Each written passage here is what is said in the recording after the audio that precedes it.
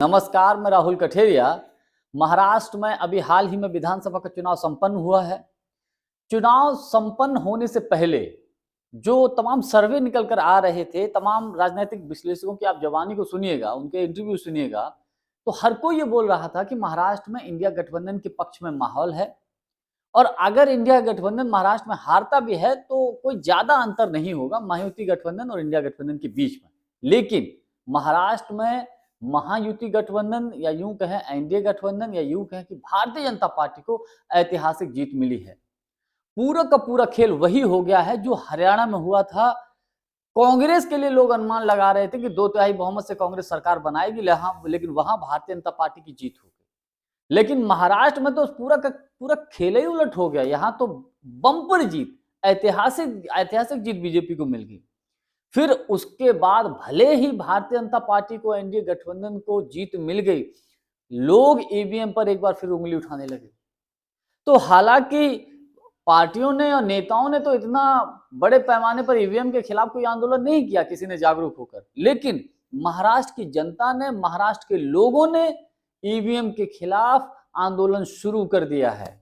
EVM के खिलाफ उन्होंने बिगुल बजा दिया है और ऐसा बिगुल बजाया इससे मोदी सरकार की या चुनाव आयोग की या पूरी की पूरी भारतीय जनता पार्टी आरएसएस के होश फाकता है कि अगर गांव वालों का ये जो गांव वालों ने जो प्लानिंग की है, गांव वालों ने जो कदम उठाया है, अगर ये सक्सेसफुल हो गया तो चुनाव आयोग की लुटिया डूबनी तय है। और भारतीय जनता पार्टी और चुनाव आयोग जो मिलकर जो बहुत बड़ी साजिश रचते हैं चुनावों में हेरफेर करने के लिए, उस साजिश का भंडाफोड़ हो जाएगा।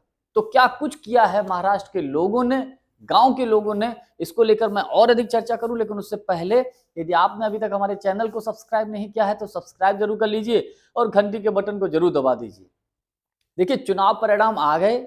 महाराष्ट्र में महायुति गठबंधन की सरकार भी बन गई, लेकिन कुछ गांव के लोग, एक गांव ऐसा है वहां के लोगों ने ये डिसाइड किया, उन्होंने कहा कि यार हमेशा हम जब वो वोट देते थे, मान लीजिएगा बीजेपी के प्रत्याशी को ज्यादा वोट नहीं मिलता था, वहां इंडिया गठबंधन के प्रत्याशी को वोट मिलता था। तो इस बार भी सेम प्रोसेस ये हुआ कि सब भाजपा का प्रत्याशी जीत गया, उसको अधिक वोट मिल गए, और जो इंडिया गठबंधन का प्रत्याशी है उसको कम मिले। लोगों ने एक दूसरे से विचार विमर्श किया होगा कि इसको तो वोट ही नहीं दिया, इसको वोट कहां से इतना मिल गया, दिए होंगे तो कुछ दिए होंगे।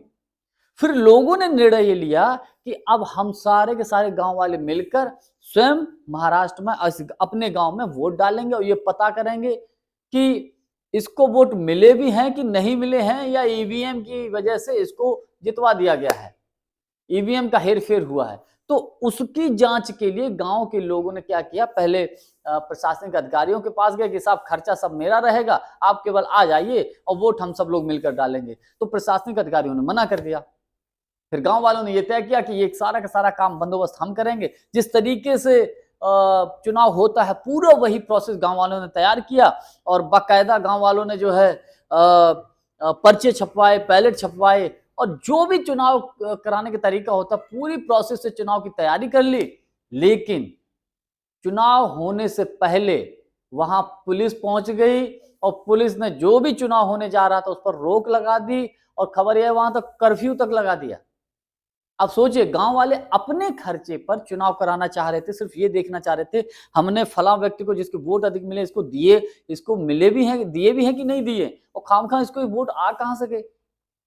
ये सिर्फ चेक करना चाहते थे कि इंडिया गठबंधन के प्रत्याशी को वोट अधिक मिले हैं वास्तविक, या एनडीए गठबंधन को अधिक मिले हैं, या ईवीएम का कोई खेल हुआ है। तो ईवीएम के खेल को पकड़ने के लिए गांव वालों ने यह काम किया था, लेकिन वहां पर पुलिस ने कर्फ्यू लगा दिया और लोग जो वोटिंग स्वयं करना चाह रहे थे, जांच करना चाह रहे थे, उस पर रोक लगा दी। इसका मतलब वो कहावत कहते हैं कि चोर की दाढ़ी में तिनका। चुनाव आयोग को किस बात का डर है? चुनाव आयोग का बहुत बड़ी साजिश का भंडाफोड़ हो जाता, इसलिए चुनाव आयोग, भारतीय जनता पार्टी ने, सारे के सारे लोगों ने मिलकर वहां पर कर्फ्यू लगा दिया। और खबर तो यहां तक कि कई लोगों पर एफआईआर तक दर्ज करवा दी गई शायद। तो ये सब क्या है? ये सब इसी तरफ इशारा कर रहा है कि हरियाणा में भी भैया ईवीएम का खेल हुआ है और महाराष्ट्र में भी ईवीएम का खेल हुआ है, और ईवीएम की बदौलत ही ये भारतीय जनता पार्टी महायुति गठबंधन वहां चुनाव जीती है। अब हालांकि लोग ये झारखंड और अन्य राज्यों का उदाहरण दे देते हैं, तो मोदी जी का तो अपना एक हथकंडा है कि एक राज्य, छोटा मोटा कोई राज्य दे दो और जो मजबूत और पावरफुल राज्य है वो ले लो।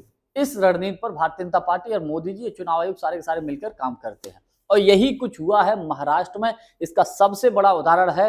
अन्यथा चुनाव आयोग को, भारतीय जनता पार्टी को, मोदी जी को क्या दिक्कत थी कि गांव के लोग अगर स्वयं वोट डाल लेते तो दूध का दूध और पानी का पानी हो जाता, यानी कि चोर की दाढ़ी में तिनका। जानकारी हमारी आपको कैसी लगी कमेंट्स करके जरूर बताइएगा। बहुत बहुत धन्यवाद। नमस्कार।